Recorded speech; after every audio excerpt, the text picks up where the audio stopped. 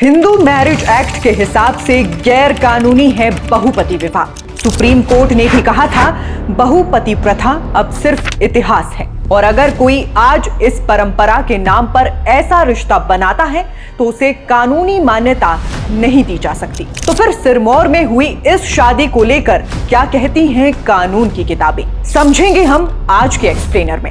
हमारे भारतीय समाज में शादी एक ऐसा बंधन है जो भरोसे, प्यार और दो परिवारों की आपसी सहमति से बनता है। मगर जब यही शादी एक साथ दो मर्दों से हो जाए और वो भी दो सगे भाइयों से, तो लोग सवाल जरूर पूछेंगे। अब जो मामला हिमाचल प्रदेश के सिरमौर जिले से सामने आया है वो ऐसा ही है। यहाँ एक लड़की ने दो सगे भाइयों से एक साथ शादी कर ली। शादी पूरे रीति रिवाज से हुई, मंडप सजा, बारात आई, फेरे लिए गए और गांव वालों की मौजूदगी में सब कुछ सार्वजनिक रूप से हुआ। कोई चोरी छिपे वाला मामला नहीं था और यही वजह है कि अब ये शादी चर्चा का विषय बन चुकी है। कोई कह रहा है कि ये तो सदियों पुरानी परंपरा है, कोई इसे हिमाचली संस्कृति से जोड़कर देख रहा है, तो कोई पूछ रहा है कि हिंदू मैरिज एक्ट के हिसाब से ये शादी जायज भी है या नहीं। यानी इस शादी का वीडियो वायरल हुआ तो सोशल मीडिया पर दो तरह की प्रतिक्रियाएं आई।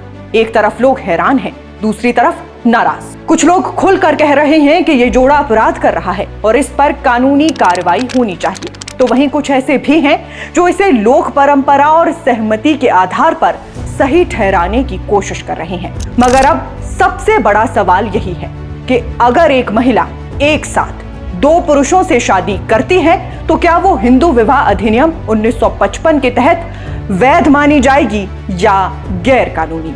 अब जरा कानून की किताबें खोलते हैं।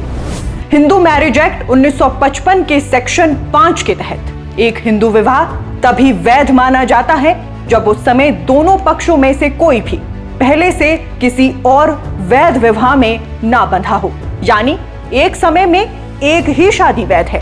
अगर कोई व्यक्ति पहले से शादीशुदा है या फिर दोबारा शादी करता है तो ये दूसरी शादी वॉइड यानी अमान्य मानी जाती है।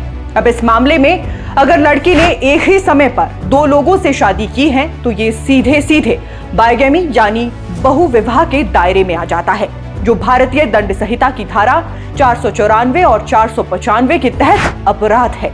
सजा भी है 7 साल तक की जेल या जुर्माना या दोनों। लेकिन अब दूसरा पक्ष कह रहा है कि इसमें कोई जबरदस्ती नहीं थी, लड़की बालिग थी, दोनों लड़के भी बालिग थे और तीनों की आपसी सहमति से ये शादी हुई है। इसलिए अब यहीं पर बहस शुरू होती है कि क्या आपसी सहमति से कानून को बदला जा सकता है। तो इसका जवाब है नहीं। कानून चाहे सिविल हो या क्रिमिनल, निजी सहमति के नाम पर उसकी अनदेखी नहीं की जा सकती। जैसे किसी ने हत्या कर दी और मृतक के परिवार ने माफ कर दिया, क्या इससे हत्या अपराध नहीं रहती? नहीं। वैसे ही अगर तीनों ने मिलकर ये फैसला लिया कि एक दुल्हन दो दुल्हों के साथ शादी करेगी तो ये हिंदू मैरिज एक्ट की नजर में मान्य नहीं है।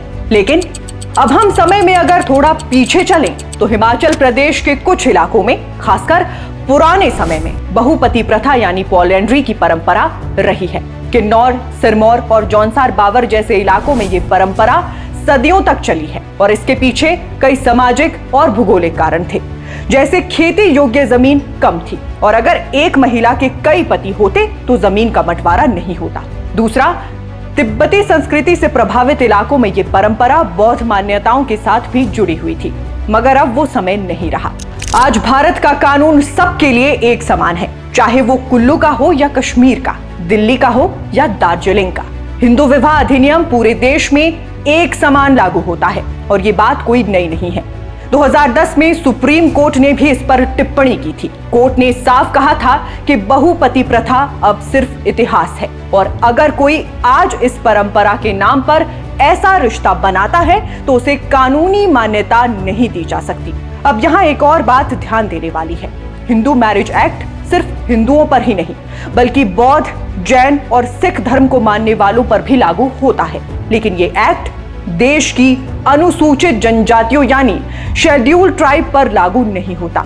संविधान की धारा 342 साफ कहती है कि अनुसूचित जनजातियों को उनके रीति रिवाजों, सामाजिक परंपराओं और सांस्कृतिक व्यवस्थाओं के मुताबिक पहचान और संरक्षण दिया जाएगा।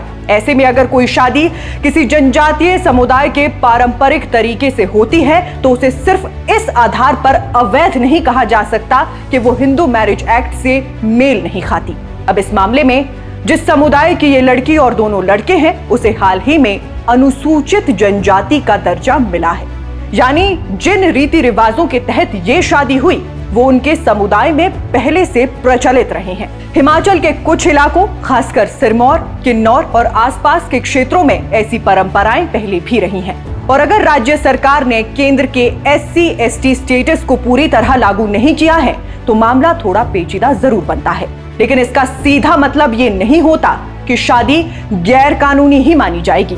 दूसरी बात, बहुविवाह को लेकर जो दंडनीय प्रावधान है वो भारतीय न्याय संहिता की नई धारा 82 के तहत आते हैं, लेकिन यहाँ जो खास बात है वो ये है कि शादी एक साथ हुई है, यानी कोई छिपा हुआ दूसरा विवाह नहीं हुआ। दोनों रिश्ते एक ही वक्त एक ही मंडप में बने हैं।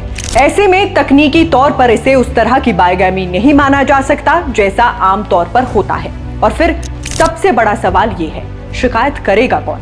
क्योंकि यहाँ ना तो किसी पर धोखा देने का आरोप है और ना ही कोई पीड़ित है और ना ही कोई आपत्ति जताने वाला। तीनों बालिग हैं और अपनी मर्जी से इस रिश्ते में बंधे हैं और कानून तब तक किसी रिश्ते में दखल नहीं देता जब तक कोई पक्ष खुद आगे आकर शिकायत ना करे। कुल मिलाकर कहें तो हर बार कानून आखिरी हल नहीं होता।